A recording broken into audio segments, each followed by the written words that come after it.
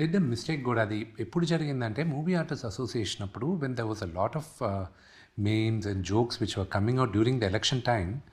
అప్పుడు మా వాళ్ళు చెప్తున్నప్పటికీ ఐ సెడ్ ఇప్పుడు మనం చేసేది సంథింగ్ ఎల్స్, వాళ్ళు అంటారు అది కొన్ని రోజుల్లో పోద్ది అని.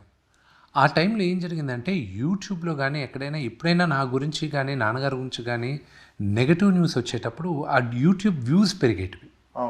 సో యూట్యూబ్ వ్యూ పెరిగితే ఏమవుద్ది, వాళ్ళు వచ్చినప్పుడు ఓహో ఈ వ్యూస్ పెరగడం వల్ల నాకు డబ్బులు వస్తున్నాయి, సో ఈ టాపిక్ వీళ్ళ గురించి మాట్లాడితేనే డబ్బులు వస్తున్నాయి, సో వీళ్ళ గురించి నెగటివ్గా ట్రోల్ చేస్తే వస్తుంది, ఆ ఉద్దేశంతో నెగటివ్ న్యూస్ రావడం మొదలెట్టింది.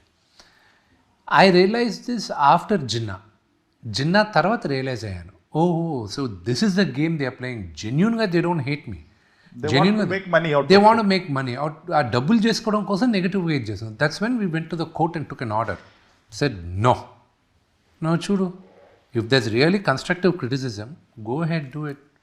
If there's no constructive criticism నువ్వు వ్యక్తిగతంగా నువ్వు చేయాలనుకుంటే దట్ ఈస్ రాంగ్. అందుకే మూవీ ఆర్టిస్ట్ అసోసియేషన్ కూడా నువ్వు ఎవరిపైన ఏమైనా చేయి, నటులో మేము తెరపైన ఉంటాం, మేము ఏమైనా చేయొచ్చు, పబ్లిక్ లైఫ్లో ఉంటాం, ఓకే ఫైన్, అంతేగాని మా ఫ్యామిలీస్ పైన వీళ్ళపైన వెళ్ళకూడదు.